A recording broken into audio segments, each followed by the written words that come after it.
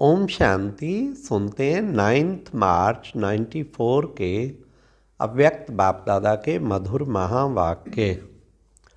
आज की अव्यक्त मुरली में 4 क्वेश्चन। नंबर 1, बच्चों की डबल पूजा और बाप की सिंगल कैसे। नंबर 2, बाप बच्चों के किन किन बातों में साथ की ड्रामा में अविनाशी नोंद है। नंबर 3, शिव जयंती पर भक्त लोग कौन सी 2 विशेषताओं से पर्व मनाते हैं। लास्ट, व्हाट वाई हाउ को डिक्शनरी में किन शब्दों से चेंज करना है। बड़ी इंटरेस्टिंग मुरली है। व्हाट वाई हाउ आज विदेशी भी आए हुए हैं और शिव जयंती है ना, तो बाबा ने बताया व्हाट को किस में चेंज करो, फ्लाई, और वाई को बाय बाय, और हाउ को नो, वी नो इट। तो बड़ा अच्छा बाबा ने नशा चढ़ाया शिव जयंती पर। भक्त व्रत रखते, तुम्हें कौन सा व्रत रखना है। जागरण करते तो तुम्हें कौन सा जागरण करना है। तो सुनते हैं 9 मार्च 94 की मुरली। मुरली का टाइटल है न्यारा प्यारा वंडरफुल स्नेह और सुख भरा अवतरण, शिव जयंती। त्रिदेव रचता बाप अपने पूज्य सालिग्राम बच्चों से मिलने आए हैं।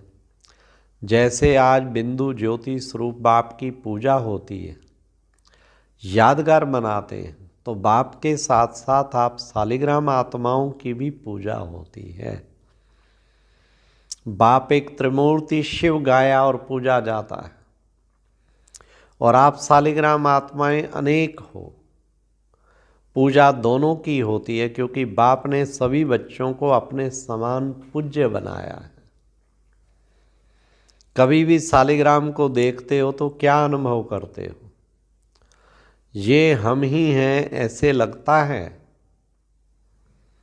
तो बाप ने बच्चों को समान तो क्या, लेकिन अपने से भी श्रेष्ठ पूज्य बनाया है। बच्चों की पूजा डबल रूप में होती है, और बाप की पूजा एक ही शिवलिंग के रूप में होती है। आप बच्चों की सालिग्राम के रूप में होती है और देव आत्माओं के रूप में भी होती है। वाह, कितना नशा बाबा चढ़ा रहे हैं। मेरी तो सिंगल पूजा और तुम बच्चों की डबल पूजा। बाप से भी ज़्यादा डबल रूप के पूजा के अधिकारी आत्माएं आप हो। जैसे डबल विदेशी कहलाते हो, डबल पूज्य भी हो। डबल ताजधारी भी आप बनते हो, निराकार बाप नहीं बनते। कहाँ कहाँ भक्त लोग शिव की प्रतिमा को ताज डालते हैं, क्योंकि ताजधारी बनाया ना, इसलिए कहाँ कहाँ ताज दिखा देते हैं। लेकिन बाप कभी भी रतन जड़ित सोने चांदी के ताजधारी नहीं बनते, क्योंकि ताज धारण होता है प्रैक्टिकल में, मस्तक में। तो निराकार बाप को मस्तक है क्या, शरीर है नहीं। शरीर ही नहीं है तो ताज क्या धारण करेंगे। लेकिन स्नेह के कारण ताज दिखा देते हैं। तो बाप ने बच्चों को अपने से भी आगे रखा है। इतनी खुशी और इतनी श्रेष्ठ स्मृति रहती है। बाप दादा को अपनी जयंती मनाने की खुशी नहीं है, लेकिन आप सबकी भी जयंती है, इसलिए बच्चों की जयंती की खुशी है। क्योंकि बाप अकेला कुछ नहीं कर सकता, और आप भी अकेले कुछ नहीं कर सकते। चाहे कहीं कहीं कोई बच्चों को थोड़ा आ जाता है कि मैं ही करने वाला हूँ, लेकिन सिवाय बाप के सफलता नहीं मिलती। तो ना बाप अकेला कुछ कर सकता, ना बच्चे अकेले कुछ कर सकते। अगर बाप बच्चों से मिलन मनाने भी साकार में चाहे व आकार में भी चाहे, तो ब्रह्मा का आधार लेना ही पड़ता है। ब्रह्मा के बिना भी कुछ कर नहीं सकता। माध्यम के बिना साकार मिलन नहीं मना सकता। तो कितना प्यार बाप का बच्चों से, और बच्चों का बाप से है। 1-2 के बिना कुछ नहीं कर सकते। अगर बाप को किनारा किया, साथ नहीं रखा, तो अकेले कुछ कर सकते हो? बाप कर सकता है, बाप भी नहीं कर सकता। तो ये बाप और बच्चों का साथ साथ दिव्य जन्म लेना, साथ साथ विश्व परिवर्तन करना और साथ साथ अपने स्वीट होम में जाना, ये ड्रामा की अविनाशी नोंद है।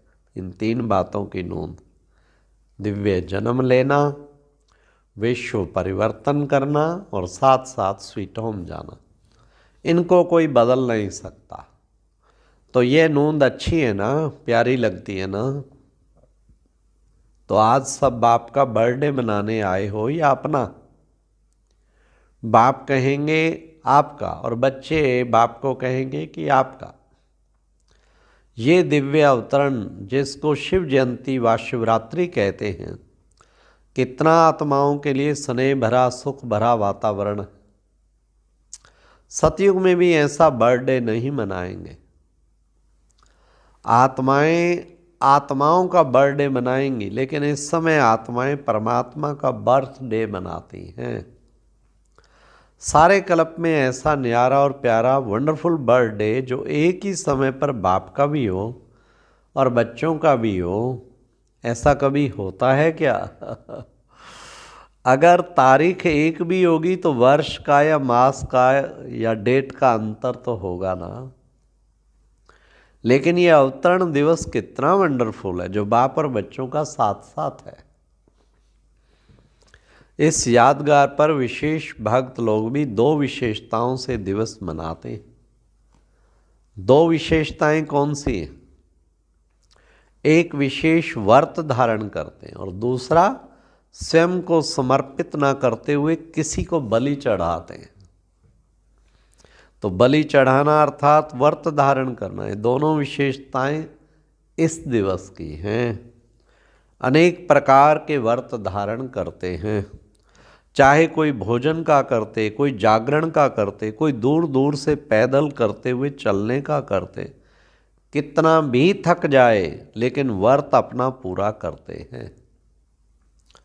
चाहे कितने दिन भी लग जाएं, कितना समय भी लग जाए, लेकिन व्रत नहीं छोड़ते। तो ये यादगार किससे कॉपी की? आपका है ब्राह्मण जीवन का व्रत और भक्तों का है एक दिन का व्रत। आपने भी जब ब्राह्मण जन्म व दिव्य बर्थ लिया तो क्या व्रत लिया? सदा ज्ञान नींद से जागरण का व्रत लिया ना, कि थोड़ा थोड़ा नींद करेंगे, ये व्रत लिया। वह थोड़े थोड़े झुटके खा लेंगे, ऐसा तो नहीं किया ना। तो आप सभी ने भी शिव जयंती व दिव्य बर्थडे पर जागरण का व्रत लिया, इसलिए भक्त भी यादगार रूप में जागरण करते हैं। और आप सबने भी शुद्ध भोजन का व्रत लिया, इसलिए भक्त लोग भी कुछ भी हो जाए, चाहे बीमार भी हो जाते हैं, तो भी अन्न के व्रत को तोड़ेंगे नहीं। तो आप सब भी कोई भी मन के आगे, तन के आगे परिस्थितियां आ जाएं तो व्रत तोड़ते हो क्या? कभी कुछ मिक्स खा लिया, ऐसे करते हो क्या? कोई देखता तो है नहीं, चलो खा लिया, अपना नियम पक्का रखते हो ना कि कच्चे हो? कभी कभी देख करके थोड़ी दिल होती है। एक ही जैसा खाना खाते खाते कभी दूसरा भी खाने की दिल होती है क्या? अच्छा, इसमें अमेरिका, ऑस्ट्रेलिया, यूरोप, एशिया व रशिया सभी पक्के हो ना, या थोड़े थोड़े कच्चे भी हो? तो डबल विदेशी सभी पास हो गए और भारत वाले तो पास हैं ही। भारत वालों को फिर भी सहज है, डबल विदेशियों को इसमें डबल मेहनत भी है, इसलिए पास हो इसकी मुबारक। तो एक बर्थडे की मुबारक, दूसरी पास होने की मुबारक, और तीसरा कभी भी हलचल में ना आए, सदा चल रहना, इसमें पास हो। इसमें कह देते हैं क्या करें सम टाइम। आज बाप दादा ने डबल विदेशियों के लिए बहुत रमणीक भाषाएं मर्ज की, क्योंकि डबल विदेशी एंजॉय ज़्यादा पसंद करते हैं ना। कुछ होना चाहिए, कुछ एंजॉय हो, ऐसे शांत शांत क्या रहे। तो बाप दादा शिवरात्रि पर इन शब्दों का सभी से दृढ़ व्रत कराते हैं।